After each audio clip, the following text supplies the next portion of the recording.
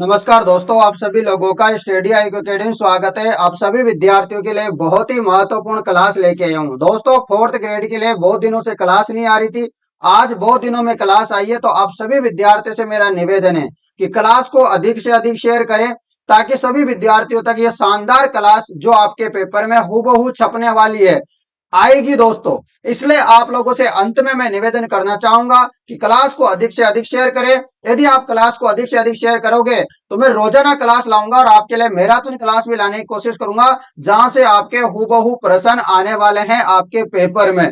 ठीक है ना। अंतिम जो रामबाण होता है ना, अंतिम समय में जो पढ़ना चाहिए ना, वो मैं आप लोगों को पढ़ाने जा रहा हूं। और दोस्तों, आप लोगों का स्वागत है। वीडियो को शेयर कर देना। राजस्थान में कौन क्या है, ठीक है, पॉलिटी के अनुसार मैंने आपको एक वीडियो दी है कल परसों, उस वीडियो को अच्छे से देख लेना। प्रश्न वहां से भर भर के आएंगे।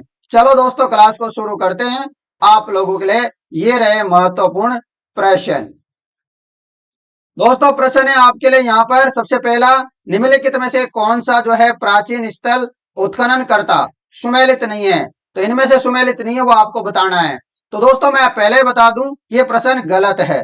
ठीक है ना। इसलिए आपको बता दूं, इसमें भी जो है गलत है और ये भी गलत है। केवल बेरार सभ्यता के जो उत्खनन करता है वह दयाराम साहनी है। कालीबंगा के खोज करता है एस.के. घोष है।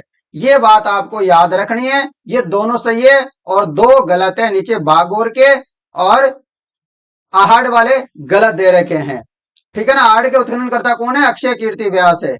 ये बात भी आप लोग याद रखना। और बेराट के दयाराम साहनी है। बेराट वर्तमान में कोटपुतली बेरोड में पड़ता है, याद रखना।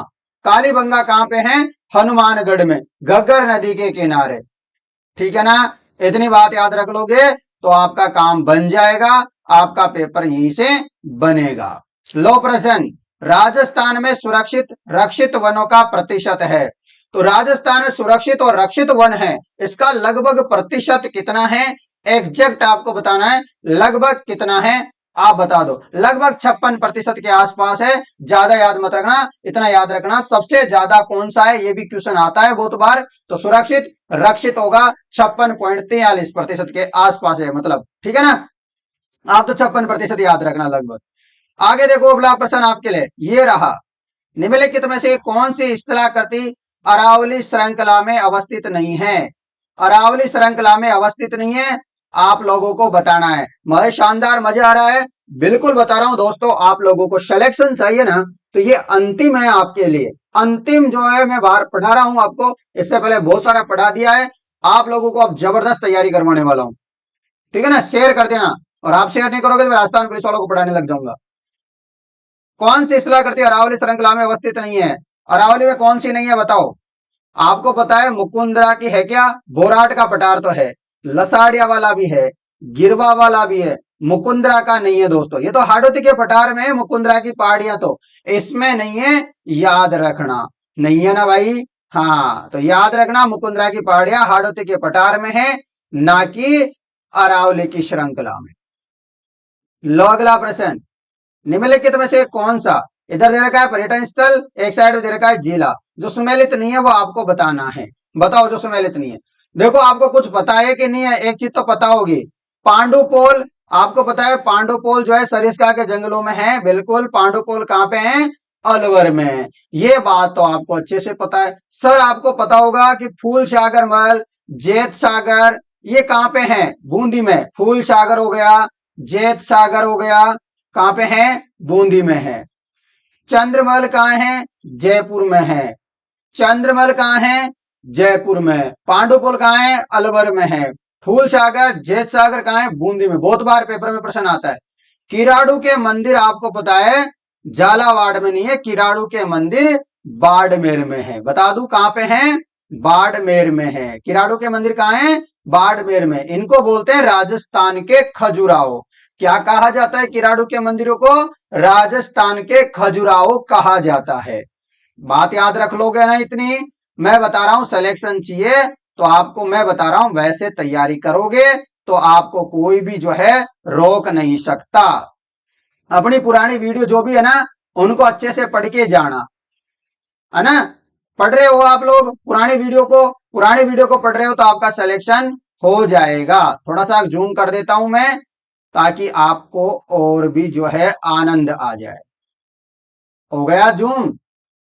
हाँ देखो, अब प्रश्न है निम्नलिखित में से कौन सी, एक तरफ संस्था दे रखी है, एक तरफ स्थापना वर्ष दे रखा है, जो सुमेलित नहीं है ना वह आपको बताना है। देखो, नरेंद्र मंडल की स्थापना की गई थी 1921 के मायने। राजस्थान सेवा संघ की स्थापना 1919 में की थी वर्धा में। कहां पे? वर्धा महाराष्ट्र में। कहां पे? वर्धा महाराष्ट्र में। किसने की थी? विजय सिंह पटेल और उनके साथियों ने मिलकर के। थोड़े दिन बाद क्या होता है, 1920 में इसका ट्रांसफर हो जाता है और 1920 में ट्रांसफर होकर अजमेर आ जाता है। ये बात भी आप याद रख सकते हो। अखिल भारतीय देशी राज्य लोक परिषद की स्थापना 1927 में होती है, ये भी सही है। मारवाड़ हितकारिणी सभा की स्थापना वाला जो दे रखा है वह एकदम गलत है। दोस्तों, ऐसे कैसे प्रश्न आपके आने वाले हैं, ये देखो एक और बढ़िया सा प्रश्न। अनुच्छेद 243 फ में क्या वर्णित है? ठीक है ना? अनुच्छेद 243 फ में क्या वर्णित है? और आपसे पूछ रहे अनुसूची, कौन सी अनुसूची में? नगर पालिकाओं के इनके बारे में मामला 11वीं अनुसूची में। याद रखना, 11वीं अनुसूची में। और 10वीं अनुसूची में क्या है? दल बदल का। ये आपके इंडियन पॉलिटी में आ सकता है, रख लोगे ना याद। और 7वीं अनुसूची में बहुत इंपॉर्टेंट है, केंद्र और राज्य के बीच में शक्तियों का बंटवारा। 7वीं अनुसूची में ये बातें याद रखना, वेरी इंपॉर्टेंट है। देखो, अनुच्छेद 243 फ में क्या वर्णित है, बताओ क्या मामला है इसमें? तो इसमें वर्णित है अनुच्छेद 243 फ में नगर पालिका सदस्यता के लिए निहरताएं। नगर पालिका जो सदस्यता बनना चाहते हो उसके लिए निहरता की बात की गई है, याद रखना।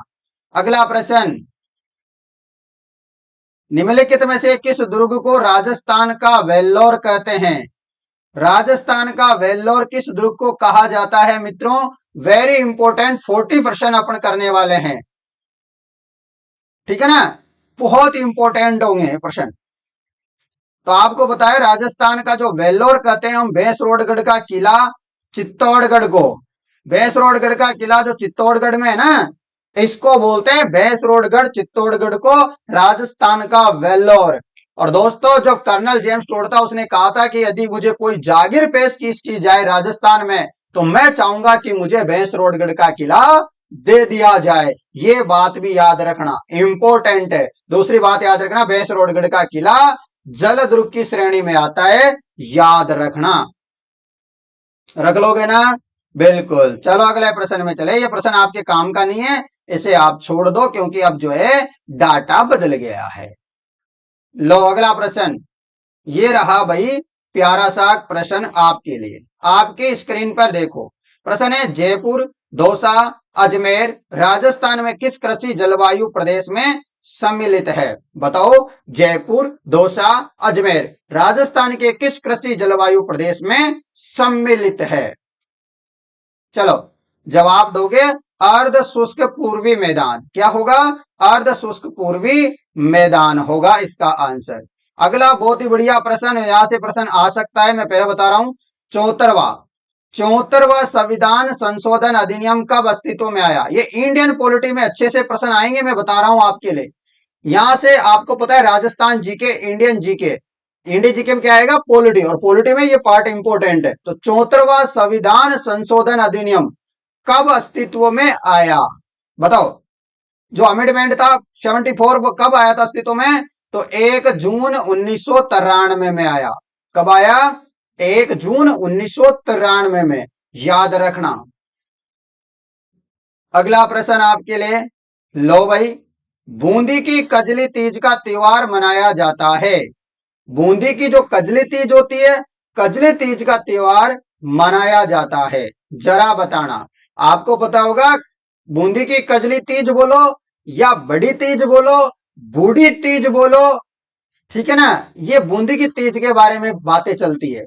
बूंदी की तीज बूंदी की बहुत प्रसिद्ध है, और वो तीज आती है भादवा की कृष्ण पक्ष की तृतीया को। कब आती है? भादवा की कृष्ण पक्ष की तृतीया को आती है भाई, याद रखना। अब आपसे पूछे कि जयपुर में भी तीज आती है, और जयपुर की तीज आती है श्रावण में। श्रावण में आती है छोटी तीज, उसको बोलते हैं। जयपुर वाली बड़ी तीज है, जयपुर वाली छोटी तीज है। छोटी तीज आती है सावन की शुक्ल पक्ष की तृतीया को। रखोगे याद? ऐसे याद रख लोगे ना, मैं बता रहा हूं सिलेक्शन हो जाएगा। लो अगला प्रश्न, दुगारी किले की चित्रकला संबंधित है। दुगारी किले की जो चित्रकला है ये संबंधित है। चलो बताओ फटाफट, बताइएगा फटाफट से सभी मित्र, जवाब हो जाएगा बूंदी शैली से। दुगारी किले की चित्रकला संबंधित है बूंदी शैली से। किससे? बूंदी स्टाइल से। चलो अगला प्रश्न, नेक्स्ट प्रश्न की तरफ चलते हैं। ये रहा भाई बढ़िया सा प्रश्न। प्रश्न है, परवन, निवाज, आहू किसकी सहायक नदियां हैं? परवन हो गई, निवाज हो गई, आहू हो गई, किसकी सहायक नदियां हैं? जरा बता दीजिएगा मुझको। जवाब होगा काली सिंध नदी की। काली सिल की नहीं है, काली सिल अलग नदी है, काली सिंध अलग है। काली सिल तो अपने करौली की तरफ है, काली सिंध अपने झालावाड़ इनकी तरफ है। याद रखना, काली सिंध नदी की सहायक नदियां हैं परवन, निवाज, आहू। रख लोगे याद? चलो भाई अगले प्रश्न की तरफ बढ़ते हैं। ये रहा प्रश्न आपके लिए। प्रश्न है, भेड़ की खेरी नस्ल पाई जाती है। भेड़ की जो खेरी नस्ल है वो पाई जाती है जोधपुर, नागौर, पाली में। जोधपुर, पाली, नागौर इनमें जो है भेड़ की खेरी नस्ल पाई जाती है। अगला और बहुत ही बढ़िया सुंदर सा प्रश्न, निम्नलिखित युग्मों में से कौन सा लोक देवी और प्रमुख मंदिर असंगत युग्म है? गलत युग्म है वो अपन को बताना है। चलो देखो, ब्रह्माणी माता का मंदिर अपने शोरसेन 12 है। और दूसरी बात बता दूं, ब्रह्माणी जो माता है इनके पीठ की पूजा होती है, आगे से पूजा नहीं, पीठ की पूजा होती है। ब्रह्माणी माता मंदिर है शोरसेन 12 में। आगे बात करूं नारायणी माता, नारायणी माता का मंदिर है राजगढ़ अलवर में। आवरी माता का मंदिर है आशावरा चित्तौड़गढ़ में। आवरी माता कहां है? आवरी से आशावरा। क्या देखो, आफोर आवरी, आफोर आशावरा में है आवरी माता का मंदिर चित्तौड़गढ़ में। ठीक है ना, याद रख लोगे। जिलानी माता का मंदिर बाड़मेर में कौन है? अगला प्रश्न देखो, ये रहा प्रश्न, बहुत सुंदर है। ये रहा, निम्नलिखित में से कौन सा आभूषण राजस्थान में स्त्रियों द्वारा गले में नहीं पहना जाता? आपको पता है आर्ट एंड कल्चर आपके भर भर के आएगी, प्रश्न आएगा यहां से। देखो बताओ, कौन सा ऐसा आभूषण है इनमें चारों में से जिनको गले में महिलाएं नहीं पहनती है? बताओ। आपको पता है टीमटिया को पहनती है, तेवटा को पहनती है, मांदलिया को पहनती है, परंतु ओगनिया को नहीं पहनती है। किसको नहीं पहनती है? ओगणिया आभूषण गले में नहीं पहना जाता। तिमटिया पहनते, तेवटा पहनते, मांदलिया पहनते हैं। अगला प्रश्न, जोरावर लोकगीत का संबंध है। जोरावर लोकगीत का संबंध किससे है? बताओ। जोरावा लोकगीत का संबंध है जैसलमेर से। किससे? जैसलमेर से संबंधित है जोरावा लोकगीत का संबंध। याद रख लोगे। लो भाई अगला प्रश्न आप लोगों के लिए बड़े दिल से लेके आए, लो देखिएगा। लीजिए प्रश्न है, बिसलपुर बांध में पानी की आवक बढ़ाने हेतु निम्नलिखित में से कौन सी परियोजना तैयार की गई है? अरे बिसलपुर बांध में अपन को पानी बढ़ाना है, इसके लिए कौन सी योजना तैयार की गई है? जरा हमको बताना भाई। बिल्कुल, बहुत ही बढ़िया, सभी का जवाब हो जाएगा ब्रह्माणी बनास, आपका जवाब हो जाएगा। अगला प्रश्न है आपके लिए मित्रों, ये रहा प्रश्न, सिरोही जिले में तीव्र ढाल युक्त उबड़ खाबड़ पहाड़ियों का स्थानीय नाम है। सिरोही जिले में तीव्र ढाल युक्त उबड़ खाबड़ पहाड़ियों का स्थानीय नाम क्या है? जवाब हो जाएगा भाकर। क्या होगा मित्रों? भाकर होगा। नेक्स्ट प्रश्न, कर्पूरी देवी किस राजपूत शासक की माता थी? कर्पूरी देवी किस राजपूत शासक की माता का नाम था इतिहास में?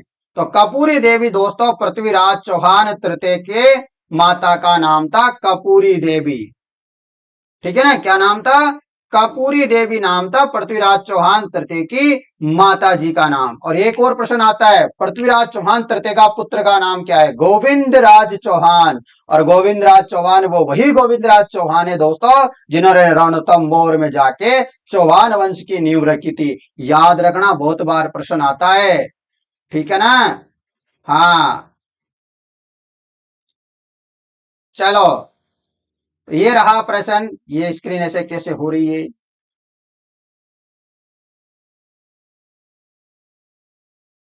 लो भाई, राजस्थान लोक सेवा के प्रदान की गारंटी अधिनियम 2011 कब प्रभावी आया?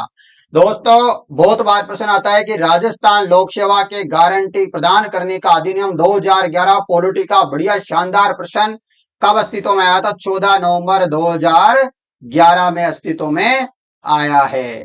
लो भाई चलो अगले प्रश्न में, क्या बात करते हो। लो ये रहा प्रश्न, सुंदर है ना प्रश्न एकदम। बताओ, अल्बर्ट म्यूजियम की स्थापना जयपुर के किस शासक ने की थी? अरे अल्बर्ट म्यूजियम नहीं है क्या राजस्थान में, जयपुर में है ना Albert museum. Which ruler of Jaipur establish the Albert museum? किसने एस्टैब्लिश किया था बताइएगा। हमने को अंग्रेजी नहीं आती पर थोड़ी थोड़ी फेंक देते हैं भाई, बताओ फटाफट। ये किया था भाई सवाई राम सिंह सेकंड ने, सवाई राम सिंह द्वितीय ने। अगला प्रश्न आपके लिए, लो भाई ये रहा प्रश्न। इधर जलवायु का प्रकार दे रखा है, एक तरफ जिला दे रखा है, जो सुमेलित नहीं है वह आपको बताना है। सिंपल है भाई एकदम। अरे देखो सिंपल क्या है, वो सिंपल है। AW आपको पता है कोटा सही है, CWG एकदम अलवर सही है, BWHW गंगानगर सही है। अरे BSHW जयपुर नहीं है भाई, जयपुर में CWG होगा। क्या होगा? CWG। रख लोगे याद? हाँ तो ये कोपेन का वर्गीकरण बढ़िया पढ़ के जाना। आप बोलोगे तो मैं करवा दूं कल परसों कोपेन का वर्गीकरण, कमेंट कर देना। कौन सा वन्य जीव अभयारण्य राजस्थान का चौथा टाइगर रिजर्व बन गया है? चौथा टाइगर रिजर्व कौन सा है राजस्थान का? रामगढ़ विषधारी अभयारण्य बूंदी। क्या हो जाएगा? रामगढ़ विषधारी अभयारण्य बूंदी। देश का 52वें नंबर का, 5वें नंबर का भी कौन सा बन गया? धौलपुर करौली वाला 5वें नंबर का है, याद रखना वो भी बहुत इंपॉर्टेंट। लो अगला प्रश्न, राजस्थान के किन जिलों में अमेरिकन कपास का उत्पादन होता है? अमेरिकन कपास का उत्पादन होता है गंगानगर और बांसवाड़ा में। राजस्थान के किन जिलों में अमेरिकन कपास का उत्पादन होता है? तो अमेरिकन कपास मिलती है गंगानगर प्लस बांसवाड़ा में। चलो अगले प्रश्न की तरफ चलते हैं। ये रहा अगला प्रश्न, बहुत बढ़िया प्रश्न है ये भी, कि दादू पंत में सत्संग स्थल को क्या कहते हैं? अरे दादू पंत नहीं होते क्या? जो दादू पंत है दोस्तों, इसमें जो सत्संग स्थल होता है उस स्थल को क्या कहते हैं इनके मामले में? तो अलग दरीबा। क्या बोलते हैं? अलग दरीबा बोला जाता है दादू पंत में सत्संग स्थल को। अगला प्रश्न, चिकनी कोतली से क्या आशय हैं? बताओ, चिकनी कोतली से क्या आशय हैं? चिकनी कोतली का क्या मतलब है? ये एक शादी की क्या होती है मित्रों? रस्म होती है। शादी की क्या होती है? रस्म होती है। अगला प्रश्न, हूं गोरी किण पीवरी उपन्यास के रचयिता रचनाकार कौन है? बताओ, हूं गोरी किण पीवरी उपन्यास के रचयिता का नाम है यादवेंद्र शर्मा चंद्र। हूं गोरी किण पीवरी उपन्यास के रचयिता है यादवेंद्र शर्मा चंद्र। नेक्स्ट प्रश्न, पूर्व पश्चिम गलियारा किस जिले से होके नहीं गुजरता? भाई साहब ये पूर्व पश्चिम गलियारा की एक बड़ी कंफ्यूजन वाली बात यह है कि ये छिरोई से निकलेगा, भीलवाड़ा से भी निकलेगा, कोटा से भी निकलेगा, झालावाड़ से नहीं निकलेगा, बारा से भी निकलेगा और बूंदी से भी निकल जाएगा। हाड़ौती में केवल झालावाड़ से नहीं निकलता, इसलिए याद रखना बड़ा इंपॉर्टेंट है। पूर्व पश्चिम गलियारा कहां से होके नहीं जाता? झालावाड़। और हमेशा ऑप्शन में झालावाड़ ही आता है, क्योंकि ये अपनी जिंदगी को क्या कर देता है? झालावाड़ कर देता है, इसलिए याद रखना, गलती मत करना। अगला प्रश्न आपके लिए ये रहा, सुमेल का युद्ध कब लड़ा गया था? सुमेल का युद्ध कब लड़ा गया था मित्रों, बताना जरा। सुमेल का युद्ध लड़ा गया था 1544 को। सुमेल का युद्ध कब लड़ा गया था मित्रों? 1544 में लड़ा गया था। याद रखना, वेरी इंपॉर्टेंट है। कब लड़ा गया था सुमेल का युद्ध? 1544 में लड़ा गया था, याद रखना। चलेगा दोस्तों, अगले प्रश्न की तरफ चलते हैं। कुछ ही प्रश्न बचे हैं आपके पास और, ठीक है ना। चलो, ये लो भाई एक और बढ़िया सा, शानदार सा, क्यूट सा प्रश्न। ढूंढ लोध किसके लिए प्रसिद्ध है? ढूंढ लोध किसके लिए प्रसिद्ध है? तो ढूंढ लोध में क्या ढूंढोगे? हवेलियां ढूंढोगे भाई, परंपरागत सुंदर इमारतें ढूंढोगे। कैसे याद रखना है कि ढूंढ लोध किसके लिए प्रसिद्ध है? क्योंकि ढूंढा में क्या मिलेगी? पुरानी पुरानी हवेलियां, परंपरागत सुंदर सुंदर इमारतें, ये चीजें मिलने वाली है। याद रखना, समझ में आई बात? हाँ, ये याद रखना। अगला प्रश्न, निम्नलिखित में से कौन एक राज्य सूचना आयुक्त की नियुक्ति हेतु गठित समिति का सदस्य नहीं होता? राज्य सूचना आयुक्त की नियुक्ति हेतु गठित समिति का सदस्य कौन नहीं होता? अरे अपन को सूचना आयुक्त की नियुक्ति करनी है, कौन कौन होगा शामिल, ये बताओ। कौन नहीं होगा ये बताओ, जल्दी से एक जवाब दीजिएगा। आपको पता है मुख्यमंत्री होगा। विपक्ष का मुख्यमंत्री कौन है? भजनलाल जी। विपक्ष का नेता कौन है? टीकाराम जी। और मुख्यमंत्री द्वारा नाम निर्देशित एक कैबिनेट का मंत्री, मतलब मुख्यमंत्री बोल देगा कि ये मंत्री जो है शामिल हो जाए तो हो जाएगा। तो याद रख लेना, उच्च न्यायालय का जो न्यायाधीश साहब होते हैं ना, वह नहीं होगा, ठीक है ना। रख लोगे याद? चलो, लो दोस्तों, कुछ प्रश्न और बच रहे हैं, इनको भी देख लो। ये रहा प्रश्न।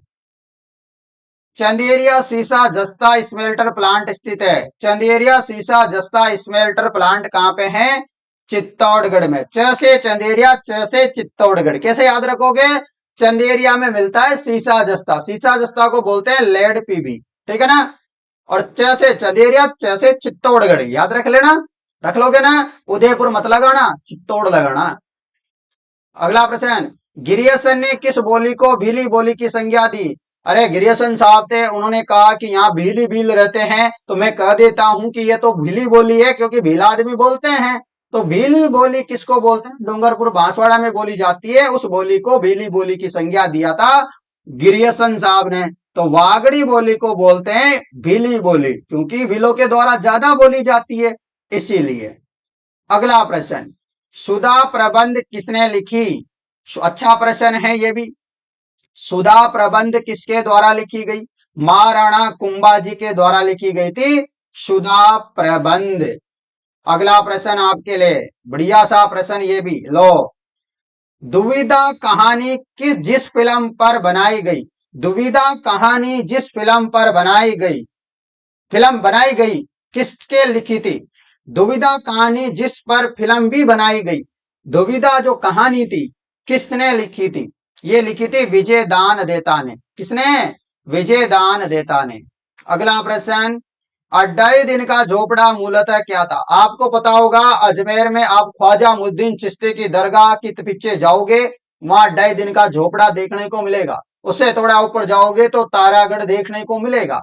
अढ़ाई दिन का वहां झोपड़ा बना हुआ है। इस समय, पहले पुराने समय में क्या हुआ करता था, ये बात पूछी जा रही है। तो ये हुआ करता था संस्कृत पाठशाला, संस्कृत कॉलेज, इसका नाम था पूरा संस्कृत कंठाभरण पाठशाला, ठीक है ना। याद रखोगे। अगला प्रश्न, भारत का कितना सतही जल हमारे राजस्थान में मिलता है? तो भारत के कुल जल का हमारे राजस्थान में मिलता है मात्र इत्तुशाक 1.16%। और भारत की जनसंख्या के कंपैरिजन में, भारत की जमीन के कंपैरिजन में, हमारे जमीन कितनी हमारे पास? 10.41% क्षेत्रफल है हमारा राजस्थान का, भारत के कंपैरिजन में।